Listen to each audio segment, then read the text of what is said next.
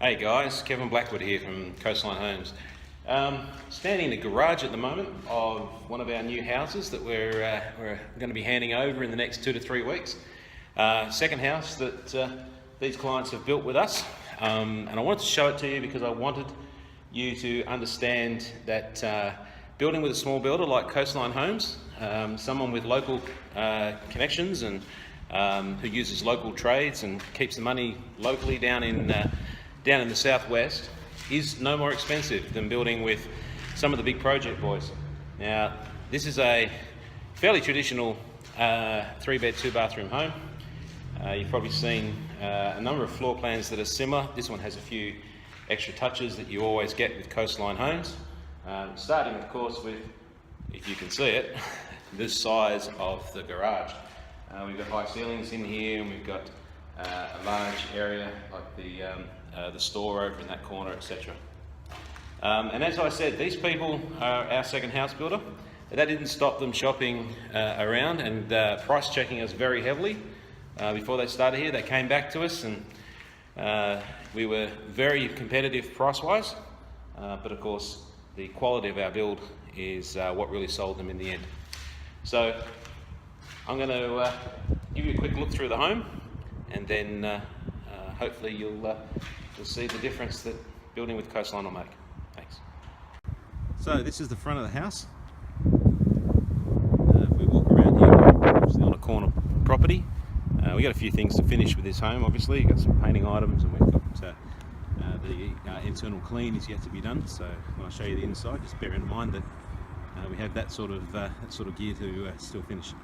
I've got a particularly big, I guess you could call it al fresco area out the back.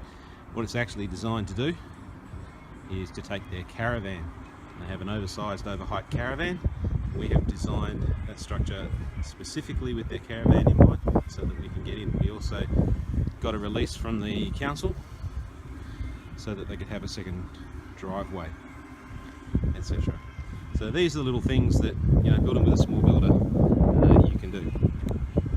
Okay, so we're going to walk in through the entry here. You can see that they've used a very nice, strong Midland red brick. It's both glulam beam, slight light door in the front, etc. Now, this will interest some of you. We're going to replace this front door. Now, that's fine on the camera, but what we have got is a small blowout at the back of the door. No one's fault, it's a manufacturing issue, and it wasn't until we glossed it up that we found the small blowout at the back of the door. If I might be able to see it if I can. Yeah, there we go. Now, it's not very big, and I guess if I never told anybody, we may have been able to get away with it, but that's not how we do things here at Coastline Homes. So this door will get replaced and repainted, of course. Directly to the right hand side, we've got the main suite, and we've got a walk-in row in this particular main suite. As you can see by the 2 openings. We had a little detail problem up on the corner here, where on the plans we had a different head height to the 2 openings, but we fixed that. Of course, we didn't charge the client.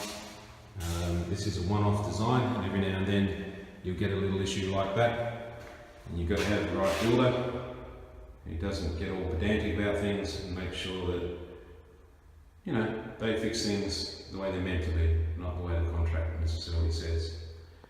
And we've got the walking road with the hanging rail at the back. That's temporary because they're going to put some shelving units etc. in here later on. Okay, ensuite. The ensuite's a very different design. First thing I'll show you is the 2 windows that we've got up here, drawing light in from the outside into their ensuite whilst maintaining the privacy. We've got double towel rails, 2 sets, and then we've got double basins, very nice basins with chrome mixer taps over the top. Got a very nice grey tile behind, and then we've got a full-size mirror over the side of that as well. You see on this side, this wall looks a little bit different. The reason that does is because it's not white set, it is gyprock. And the reason it is gyprock, or drywall as some people call it, is because we have this inbuilt sliding door here, which is actually a cavity slider. The reason that we put a cavity slider in here, as you can see, is because there is a fairly narrow entry down here in front of the basins, and we didn't want to take up any more room. So little things like that, which we do at the design phase, which makes a big difference. We've got our toilet at the end, fairly traditional. And then probably the showpiece for this one, if we walk around this corner, we have this huge inbuilt shower room. Now it's really something. We have stepped the fall all the way from the entry point all the way down into the end of the shower where we've got our roof grate, and then we've got a small step, and as you can see the tiling has been beautifully done. Our tiler, as you may have seen on other posts, has been working with us since the first home we ever built over 12 years ago. He knows exactly what we expect and delivers accordingly. Okay, this is the entry. You can see we've got a couple of little viewing slots in the wall there so that you can see into the entry. And we turn around here, that is actually the door to the garage which you saw in the first post. And if we turn around to the right here, very close to the garage entry, the built-in cupboards you see there are for the laundry. You've got a built-in broom cupboard, built-in laundry cupboards, obviously a built-in trough, and a washing machine area. It's a very spacious laundry, and I'll show you something very special which we use regularly. We have an inbuilt floor waste with an inbuilt floor tile in it. Okay, so that's the laundry. Okay, we're standing next to the laundry door and I'm walking into the main area. You see we've got a dishwasher to install there. And this main area has 31 course ceilings, which you can tell by the bulkhead sitting over the top of the kitchen, which I've just panned around to, and then back to those viewing slots which we talked about before. Now this area has a sliding door directly out to their alfresco area. It has an audio-visual layout on the far wall, specifically designed to hide all of your components. And then if we move around, we have the kitchen with a very strong red herringbone pattern tile on the wall. Quite impressive. The cupboard tops you see there are covered in green plastic. If you want a closer look at the actual colour, this is an Essa stone top. You can see there how it is very neat against the red tiles. Now, if we walk further, you can see that rather than having a splashback behind the traditional tile splashback that you normally have, we have a single pane window. There's no central mullions, so there's an uninterrupted view directly out into their entertaining area. Now, little things that we do to make sure that everything looks correct. If you look up under here, the bottom of the overhead cupboards goes directly into the window. There's no lintel strip. Well, there is, but it's above the it's above the laminate underneath. Now that's a little bit more expensive, but it gives you a very clean, very neat finish. And with the tiling on the corner, you get no nasty joining areas that need painting. You can see we've got an inbuilt Swagen range hood that's actually built into the cupboard, and we've got some under cupboard lighting in there as well. The client also chose to have a range. I'll just remove this top here so you can see it. And you can see that by way of finishing it nicely, we have continued the cabinetry the top itself all the way around behind the upstand of the range. So everything is made to look neat and everything is made to look complete and finished. No need to paint anything, no need to try and hide anything. Now there's also a servery going out of this window. Now this servery is going to look like it's continuous from front to back, from outside to inside. Here's the outside servery. And the inside doesn't exist yet. And the reason for that is because we're going to build up this area to the underside of the top, so that the top looks continuous inside to outside, even though it is not. Now, in some cases, if you tried to do a bifold window, it can cost you thousands of dollars. This was a very, very cost-effective means of doing it. Come over here to the inbuilt sink. You can see the polished edge on the cutout and how it follows the sink correctly all the way around. And then we have these grooves cut into the cupboard top.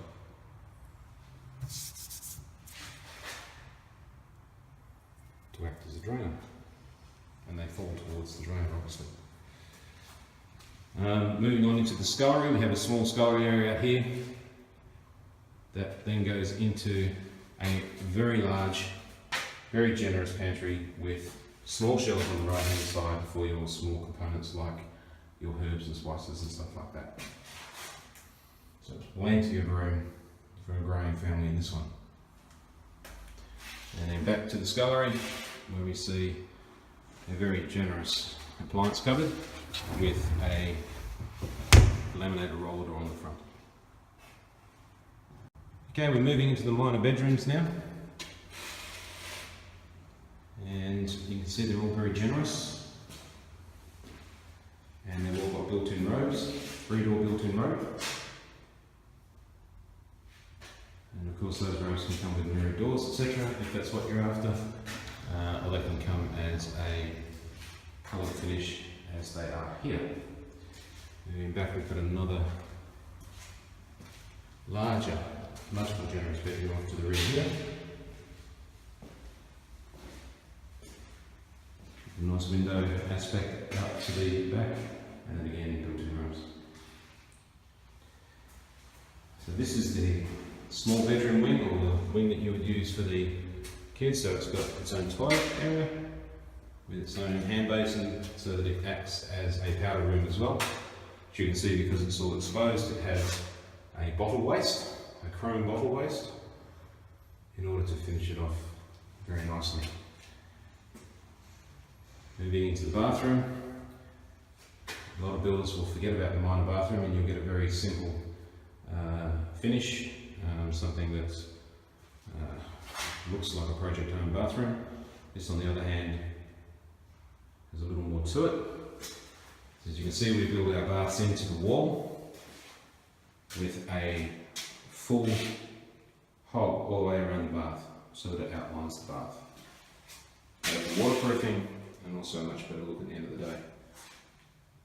Coming around here, we have a semi-frameless shower screen, just been put in today actually. And I'll show you a little something that we do in this area. Have a look in this corner, you can see the exposed edge of the tile. A lot of builders would just leave it that way and tell you that you have to paint it. We will be putting a chrome matching corner piece, just a little moulding that'll go around this corner. It'll look like part of the shower screen and we'll neatly finish off that corner. Again, the sort of things that we do that don't necessarily happen with some of the bigger project boys. Okay, again, same step down, same fall, and once again we've used a wide roof grate at the end. They're not that colour, by the way. That's got a covering on it which comes off. There's stainless steel underneath. And then outside where I put it on the top. So that's the minor bedroom wing. Okay, we're outside in the alfresco. Effectively, this house has 2 alfrescos. One of them, as I mentioned before, will be used to house the caravan. That's that one there. But of course, you can back that caravan out and use that for all sorts of wonderful things when you host parties, etc. Is that servery that we were talking about? You can see it's quite generous. And you can can see the window finishes directly on there, so no problem opening the window and serving from the kitchen to the outside later on. If we look down this side here, there is that generous window that goes into the kitchen that we talked about before, that's replacing the splashback. And if we swing back around here, you can see the entire alfresco area. You see we've installed fans and lights and all sorts of things, all of which we're quite happy to do for our clients. So that's it. This house has taken about 5 months to build from when we put the slab down. The whole process has taken a lot less than a year, including design and getting it all approved. So turnaround times are very good. Value for money is excellent, and as you could have seen by what I was talking about, the quality of the finish in our houses is second to none. So hopefully, if you're looking to build something on a traditional block and you're looking to spend an amount of money, commensurate with the Project Homeboys, but you want some personal service and you want to be able to talk to the owner and the registered builder of the company, then the suggestion is that you give Coastline Homes a call. You can have a look at our website at www.coastlinehomes.net.au and have a look at some of our designs and have a look at some of the comments from the people who have built with us before. Okay, hope to hear from you, and that's it. Thank you very much.